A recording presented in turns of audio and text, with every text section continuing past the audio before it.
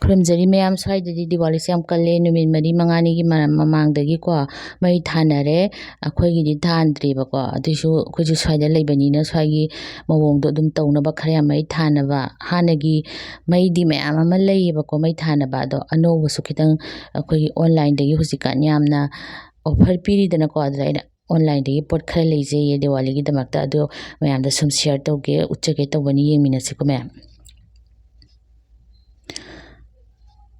ꯁꯤꯁꯤꯅ ꯂꯥꯏꯠꯅꯦ ꯂꯥꯏꯠ ꯊꯥꯅꯕꯗꯣꯀꯣ ꯑꯗꯣ ꯈꯔ ꯑꯅꯧꯕ ꯗꯤꯖꯥꯏꯟ ꯑꯣꯏꯌꯦꯅ ꯁꯤ ꯁꯨꯝ ꯂꯩꯕꯅꯦ ꯍꯥꯟꯅꯒꯤꯗꯤ ꯌꯥꯝ ꯂꯩꯔꯤꯕꯀꯣ ꯁꯤ ꯊꯥꯜꯂꯀꯥꯟꯗ ꯎꯠꯂꯛꯀꯦ ꯃꯌꯥꯝ ꯁꯤ ꯐꯖꯩ ꯗꯤꯋꯥꯂꯤ ꯅꯨꯃꯤꯠꯇ ꯊꯥꯟꯒꯦ ꯉꯁꯤꯗꯤ ꯙꯟꯇꯦꯔꯁꯅꯤꯅꯀꯣ ꯃꯌꯥꯝ ꯙꯟꯇꯦꯔꯁ ꯍꯥꯏꯅ ꯑꯃꯁꯨ ꯂꯩꯌꯦꯕ ꯃꯣꯏꯒꯤ ꯁ꯭ꯋꯥꯏꯗ ꯑꯩ ꯍꯥꯏꯔꯛꯀꯦꯕ ꯑꯗꯨꯁꯨ ꯁꯤꯁꯤꯅ ꯑꯒꯔꯕꯇꯤ ꯑꯩꯈꯣꯏꯒꯤ ꯙꯨꯞꯇꯣ ꯑꯩꯅ ꯃꯣꯏ ꯑꯣꯐꯔ ꯌꯥꯝ ꯄꯤꯌꯦꯕꯀꯣ ꯑꯗꯨꯅ ꯑꯩ ꯆꯦꯡ ꯍꯋꯥꯏ ꯘꯤ ꯑꯁ ꯑꯩ ꯌꯥꯝ ꯂꯩꯈ꯭ꯔꯖꯥꯠꯅꯤꯗꯀꯣ ꯁꯥꯔꯤꯒꯤ ꯑꯗꯒꯤ ꯐꯤ ꯁꯨꯅꯕ ꯁꯔꯞ ꯄꯥꯎꯗꯔ ꯁꯥꯄꯣꯟ ꯑꯗꯨꯝꯕ ꯌꯥꯝ ꯂꯩꯍꯧꯔꯦ ꯑꯩ ꯍꯟꯗꯛꯇꯤ ꯑꯣꯟꯂꯥꯏꯟꯗꯒꯤ ꯑꯗꯨꯗꯤ ꯎꯠꯂꯔꯣꯏ ꯑꯗꯨꯒ ꯁꯤꯁꯤꯅ ꯑꯩꯈꯣꯏꯒꯤ ꯙꯨꯞ ꯑꯒꯔꯕꯇꯤ ꯁꯤꯁꯨ ꯌꯥꯝ ꯍꯣꯡꯉꯦ ꯑꯃꯨꯛ ꯃꯣꯏꯒꯤ ꯑꯣꯟꯂꯥꯏꯟꯒꯤ ꯑꯣꯐꯔ ꯄꯤꯉꯩꯁꯤꯗ ꯂꯩꯍꯧꯕꯁꯦ ꯌꯥꯝ ꯀꯥꯟꯅꯩ ꯑꯗꯨꯒ ꯄꯣꯠ ꯑꯆꯧꯕ ꯂꯩꯕꯅ ꯑꯃꯨꯛ ꯍꯦꯟꯅ ꯀꯥꯟꯅꯩ ꯐ꯭ꯔꯤꯖꯀꯨꯝꯕ ꯑꯗꯒꯤ ꯇꯤꯚꯤ ꯅꯨꯡꯕꯤ ꯂꯩꯕꯀꯣ ꯋꯥꯁꯤꯡ ꯃꯦꯆꯤꯟ ꯌꯥꯝ ꯀꯥꯟꯅꯩ ꯁ꯭ꯋꯥꯏꯗ ꯌꯥꯝ ꯂꯩꯅꯩ ꯁꯤꯒꯤꯁꯤꯅ ꯗꯤꯌꯥꯅꯦ ꯗꯤꯌꯥꯗ ꯑꯩꯈꯣꯏ ꯀꯦꯟꯗꯜ ꯗꯤꯌꯥ ꯑꯣꯏꯕꯗꯣ ꯑꯩꯅ ꯊꯥꯎꯅ ꯇꯧꯕꯗꯣ ꯌꯥꯝꯅ ꯊꯥꯎ ꯇꯥꯏꯔꯗꯤ ꯃꯇꯝ ꯌꯥꯝ ꯆꯪꯉꯦꯅ ꯁꯤ ꯑꯣꯏꯅ ꯂꯩꯔꯦ 100 ꯄꯤꯁꯅꯦꯀꯣ ꯍꯣꯡꯉꯦ ꯂꯣꯏꯅ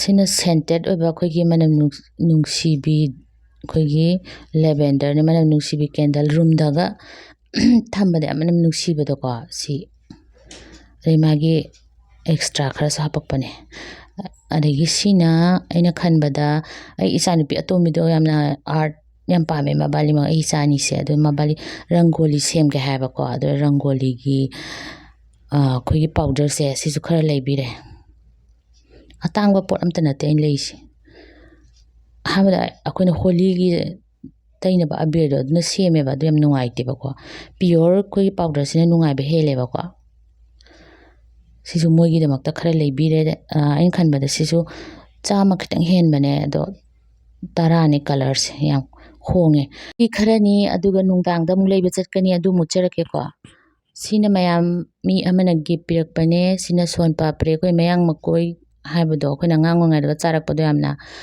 ꯃꯌꯥꯝꯁꯨ ꯆꯥꯔꯛꯑꯝꯒꯅꯤ ꯌꯣꯟꯕ ꯂꯥꯛꯄ ꯀ꯭ꯔꯣꯛ ꯀ꯭ꯔꯣꯛꯀ ꯊꯤꯜꯂꯒ ꯑꯩꯈꯣꯏ ꯄꯩꯁꯥ ꯂꯨꯄꯥ 1-2ꯒ ꯄꯨꯔꯒ ꯆꯥꯕꯗꯣ ꯃꯌꯥꯝ ꯌꯥꯝ ꯅꯨꯡꯁꯤꯕ ꯃꯇꯝꯅꯦ ꯑꯗꯨꯏ ꯃꯇꯝꯗꯣ ꯑꯗꯨꯒ ꯁꯤꯃ ꯄꯤꯔꯛꯑꯦ ꯃꯥꯅ ꯑꯗꯒꯤ ꯁꯤꯅ ꯆꯥꯒꯤ ꯀꯞꯇꯣ ꯀꯣ ꯆꯥꯒꯤ ꯀꯞꯇꯨꯅꯦ ꯃꯥꯅ ꯄꯤꯔꯛꯏꯁꯦ ꯗꯤꯋꯥꯂꯤꯒꯤ ꯒꯤꯐ ꯍꯥꯏꯇꯥꯔꯦ ꯃꯣꯏ ꯄꯤꯅꯩꯌꯦꯕꯀꯣ ꯑꯗꯨꯒ ꯉꯁꯤꯁꯦ ꯙꯟꯇꯦꯔꯁ ꯍꯥꯏꯅ ꯑꯃ ꯂꯩꯌꯦꯕꯀꯣ ꯃꯌꯥꯝꯁꯨ ꯇꯥꯔꯝꯒꯅꯤ ꯙꯟꯇꯦꯔꯁ ꯍꯥꯏꯕꯁꯤꯗ ꯃꯣꯏꯅ ꯑꯔꯪ ꯑꯔꯥꯛ ꯂꯩꯅꯩꯌꯦꯕꯀꯣ ꯑꯔꯪ ꯑꯔꯥꯛ ꯂꯩꯕꯁꯤꯗ ꯁꯅꯥ ꯑꯣꯏꯌꯨ ꯑꯦꯅꯤ ꯑꯔꯪꯕ ꯄꯣꯠ ꯅꯨꯡꯉꯥꯏꯅꯕ ꯑꯩꯈꯣꯏꯅ ꯀ꯭ꯋꯥꯛ ꯖꯇ꯭ꯔꯥꯗ ꯑꯔꯪꯕ ꯄꯣꯠ ꯑꯃ ꯂꯦꯞꯁꯟꯅꯩꯗꯅ ꯑꯗꯨꯃꯥꯏꯅ ꯃꯣꯏꯁꯦ ꯂꯦꯞꯁꯟꯅꯩ ꯑꯩꯈꯣꯏꯁꯨ ꯍꯣꯔꯦꯟ ꯅꯨꯡꯗꯥꯡ ꯑꯩꯈꯣꯏ ꯁꯤꯗꯒꯤ ꯈꯤꯇꯪ ꯀꯤꯂꯣꯃꯤꯇꯔ 1.5 ꯆꯠꯂꯒ ꯂꯩꯕ ꯑꯩꯈꯣꯏ ꯍꯦꯛ ꯒꯦꯠ ꯃꯅꯥꯛꯇ ꯂꯩꯕ ꯃꯥꯔꯀꯦꯠꯇꯣ ꯑꯩ ꯑꯃꯨꯛꯐꯥꯎ ꯎꯠꯆꯗ꯭ꯔꯤ ꯃꯗꯨ ꯎꯠꯆꯔꯛꯀꯦ ꯃꯌꯥꯝ ꯑꯗꯨ ꯑꯃꯨꯛ ꯌꯦꯡꯃꯤꯟꯅꯁꯤꯀꯣ ꯁꯤꯅꯤ ꯑꯩꯈꯣꯏꯒꯤ ꯒꯦꯠꯇꯒꯤ ꯈꯤꯇꯪ ꯆꯠꯂꯒ ꯂꯩꯕ ꯃꯥꯔꯀꯦꯠ ꯃꯆꯥ ꯂꯣꯏ ꯄꯣꯠ ꯁꯨꯅꯕ ꯐꯪꯉꯦꯀꯣ ꯃꯌꯥꯝ ꯁꯤ ꯃꯌꯥꯝꯗ ꯑꯩꯅ ꯈꯤꯇꯪ ꯎꯠꯆꯒꯦ ꯑꯃꯨꯛꯐꯥꯎ ꯎꯠꯇ꯭ꯔꯤ ꯑꯗꯨꯒꯤ ꯁꯨꯝ ꯌꯦꯡꯃꯤꯟꯅꯁꯤꯀꯣ ꯃꯌꯥꯝ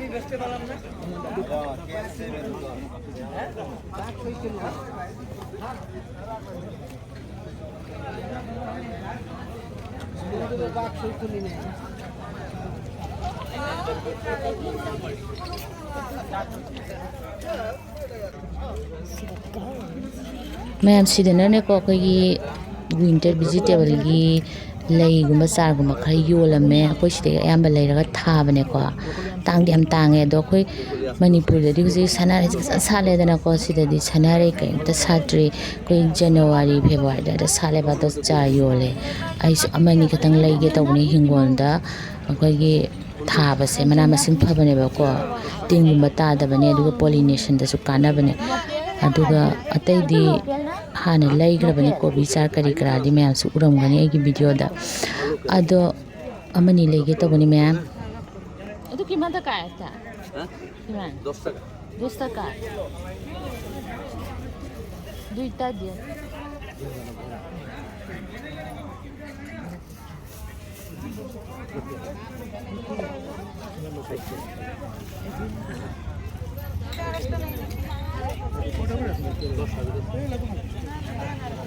Kan dia ku.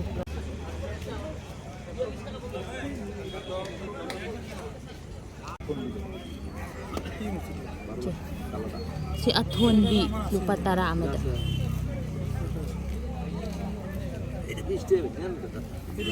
এটা লম্বা লম্বা বইটা বড় মাছ মাইক গাছে বড় মাছ চালও বেশি মনে বেলু নেই এই এই যে চুলো করে আপনার Banang eh ini ada kalian.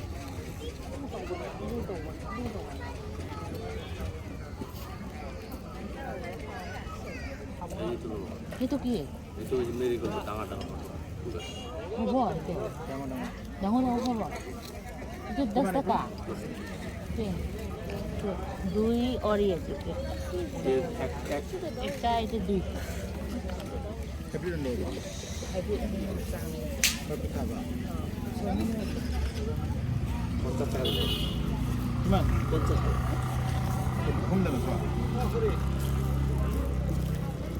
mana kaya hapsale pare yang kai itu Lakshmi gimana tadi tuh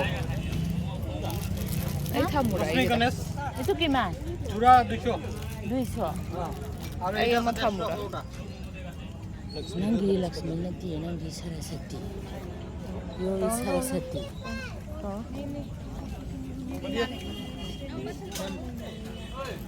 oh dia tuh kayak 20 का no itu 20 का डजन dozen 20 taka 20 এটা কত ওইটা 60 টাকা dozen Mẹ manungomda amuk changaga yengminarse.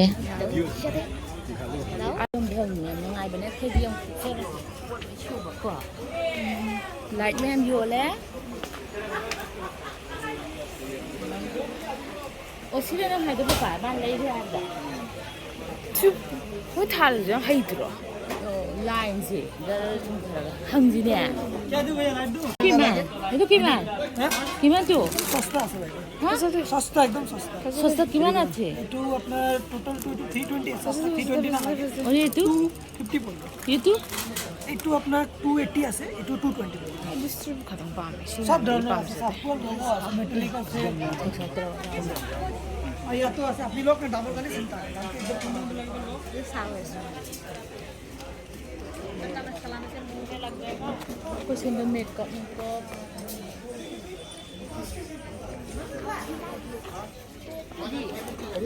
हाँ 250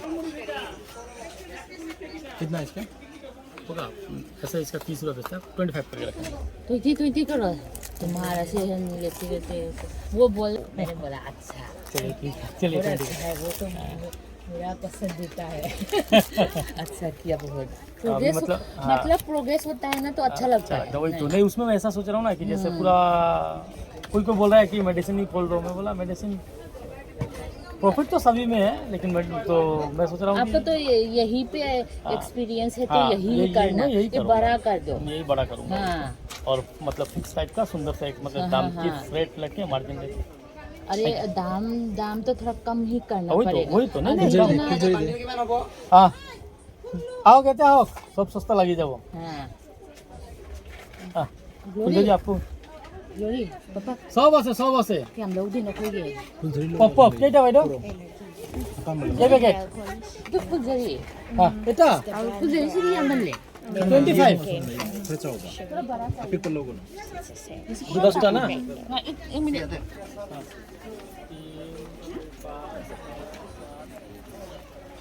아, 저 원래 파이. 저 원래 우리 파봐도 짭조비. 그럼 짜 오셔서 그냥 짜. 짱만데. 짱만래. 이거라. 나도 예. 많이 찾아서 고민을 아무 거부터 그냥 보잖아. এই যে kitchen দুটা বস্তু না এটা রিটার্ন করিব পারি ঠিক আছে 이거는 무슨 소리야? 나 저기서 가요.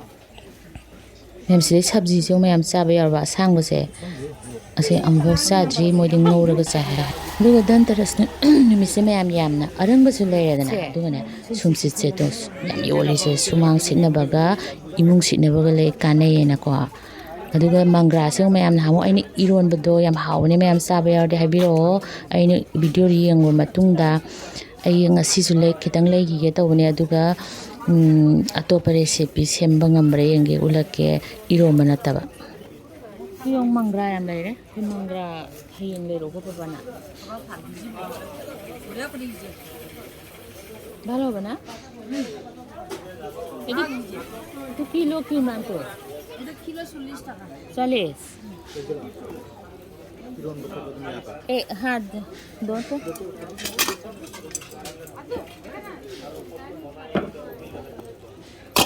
थोड़ा मोटा मोटा लुया सो itu gimana tuh 20 টাকা এটা দিয়ে তুই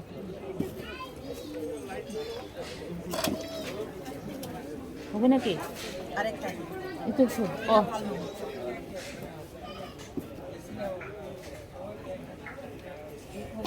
হ্যাঁ হয়েছে বাবা 그냥 가지고 먹어봐 그냥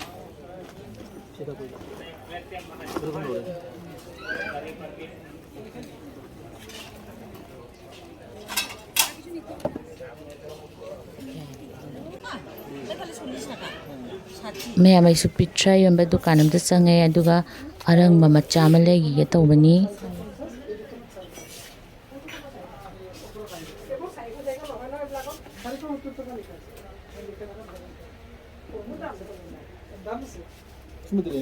ꯀꯝꯕ ꯅꯪ ꯄꯥꯝꯁꯤ ꯀꯔꯝꯕꯅꯣ ꯀꯣꯟꯕ ꯑꯔꯪꯕ ꯑꯃ ꯂꯩꯒꯦ ꯇꯧꯕꯅꯤ ꯄꯄꯥꯅ ꯑꯩꯁꯨ ꯉꯥꯎꯔꯦ ꯑꯩꯅ ꯌꯦꯡꯉꯤꯅꯤ ꯀꯩꯅꯣ ꯇꯦꯡꯀꯣꯠꯂ ꯇꯦꯡꯉꯣꯅꯦ ꯆꯥꯏ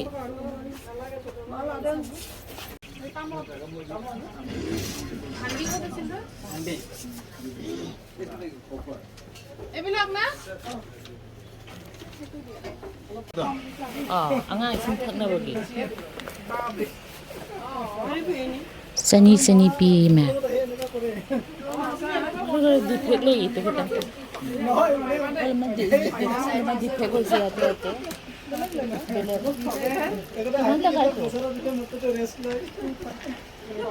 এটা বেলেগ দিয়া সোনাৰ তো দামটো কিমান Happy Diwali. Happy Diwali. Happy Diwali.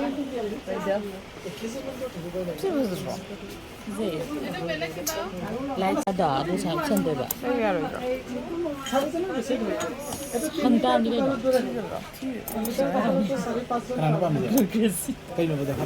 Dia apa kan light था वैसे sana.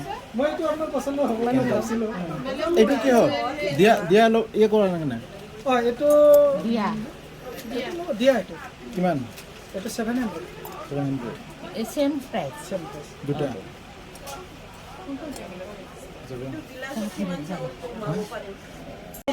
itu kam samna hobo discount na hobo iman iman hobo 50 কমাই দি 50 অলপ আৰু ডাঙৰ আছে এনেকৈ ডাঙৰ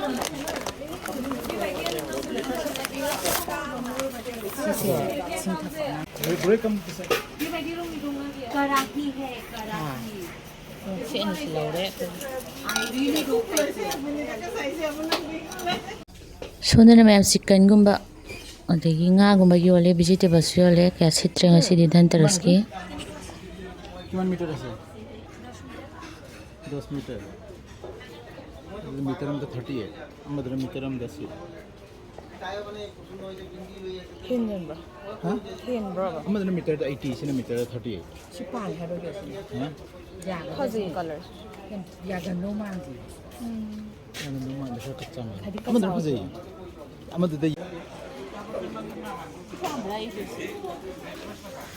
laldi pamde yam sathiyo yamna nagani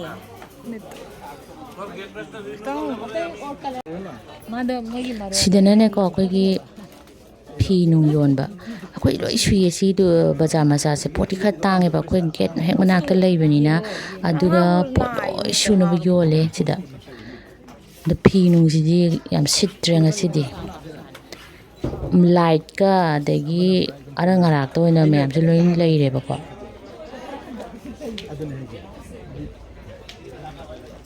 itu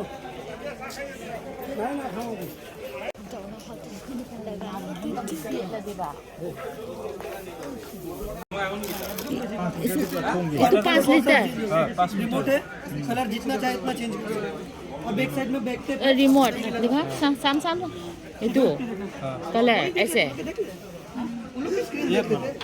itu sensor Sudah kita tahu.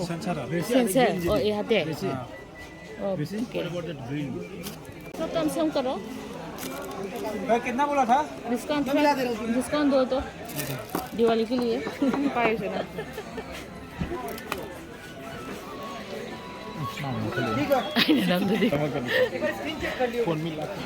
no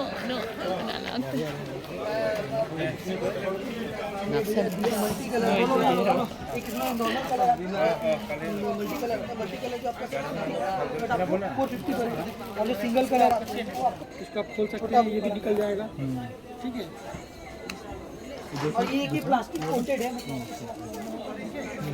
5 metre का लेंथ है रिमोट से आप कलर चेंज कर सकते हैं जो चाहिए वन कलर से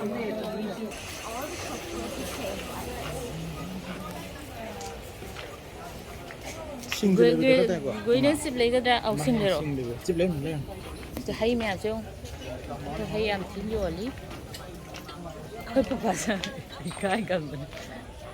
Mẹ em akwai halle pot khare lai re. Khurum jai mẹ.